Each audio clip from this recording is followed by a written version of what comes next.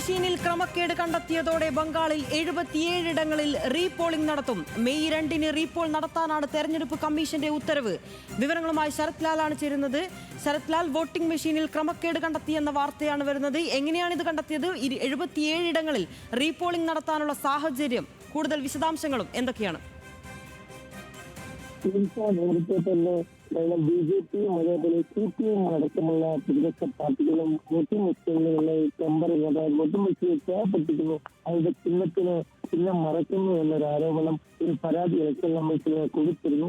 ഇത് സംബന്ധിച്ച video BJP ദേശീയ സ്പോക്സ് പേഴ്സൺ മാളവ്യ എക്സിൽ പങ്കുവെക്കുകയായിരുന്നു. തുടർന്നാണ് ഇത് സംബന്ധിച്ച റിപ്പോർട്ട് BLOമാർ തെരഞ്ഞെടുപ്പ് കമ്മീഷൻ ആവശ്യപ്പെട്ടത്. റിട്ടേണിംഗ് ഓഫീസറിന് അങ്ങനെയുള്ള പരിശോധന 77 ബൂത്തുകൾ ഉപയോഗിച്ച വോട്ടിംഗ് ക്രമക്കേട് കണ്ടെത്തിയായിട്ട് ഇപ്പോൾ അതായത് ശബ്ദത്തിൽ എന്തോ ഒരു സാങ്കേതിക തടസ്സമുണ്ടെന്ന് മനസ്സിലാക്കുന്നു.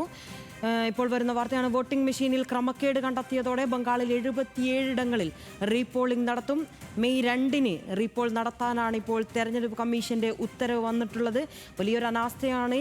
വോട്ടിംഗ് മെഷീനുകളിൽ ക്രമക്കേടുണ്ടെന്ന് നാളുകളായി ആവർത്തിച്ചു വരുന്ന തൃണമൂലും അതേസമയം ഇത്തരം പ്രശ്നങ്ങൾ ബംഗാളിൽ നടക്കുന്നുണ്ട്. ആദ്യഘട്ടത്തിലായാലും രണ്ടാം ഘട്ടത്തിലായാലും ബംഗാളിൽ ഇത്തരം പ്രശ്നങ്ങൾ, ഇത്തരം ആരോപണങ്ങൾ തൃണമൂലിൻ്റെ ഭാഗത്തു നിന്നടക്കം ഉയർന്നു വന്ന സാഹചര്യമാണ്. മെയ് 2-ന് വീണ്ടും റീപോൾ നടത്താനാണ് ഇപ്പോൾ തെരഞ്ഞെടുപ്പ് കമ്മീഷന്റെ ഉത്തരവ് വന്നിട്ടുള്ളത്. ശരത് ലാൽ, കേൾക്കാമെങ്കിൽ പറയാം.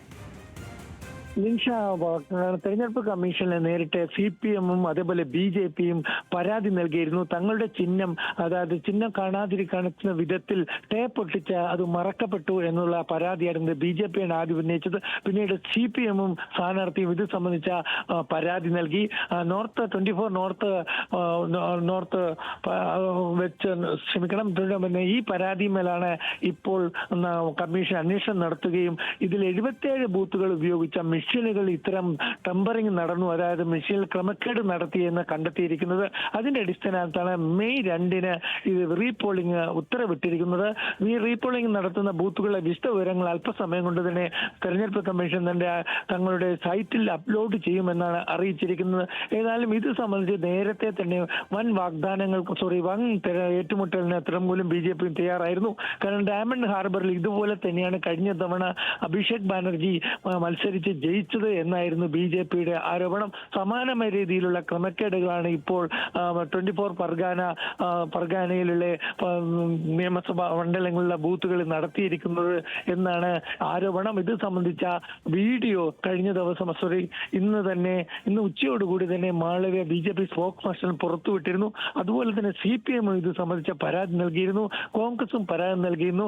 ഇതൊക്കെ അന്വേഷണ വിധേയമായിട്ടാണ് ഇപ്പോൾ 77 മെഷീനുകൾ ഇങ്ങനെ മറച്ചിരുന്നു ചിഹ്നങ്ങൾ, വിവിധ പാർട്ടികളുടെ ചിഹ്നങ്ങൾ, തൃണമൂൽ ഒഴിച്ചുള്ള മറ്റു പാർട്ടികളുടെ ചിഹ്നങ്ങൾ മറച്ചിരുന്നു എന്ന് കണ്ടെത്തിയിരിക്കുന്നത്.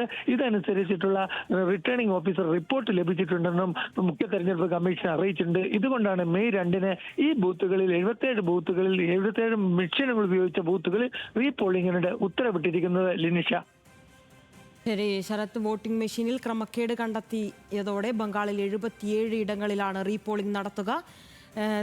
BJP-യും CPI-യും നൽകിയ പരാതിയിലാണ് ഇത്തരത്തിൽ തെരഞ്ഞെടുപ്പ് കമ്മീഷന്റെ ഉത്തരവ് വന്നിട്ടുള്ളത്. തുടർ ഭരണമോ ഭരണമാറ്റമോ? കേരളം കാത്തിരിക്കുന്ന വിധി. മെയ് 4-ന് തത്സമയം ന്യൂസ് മലയാളം ഡിജിറ്റലിൽ.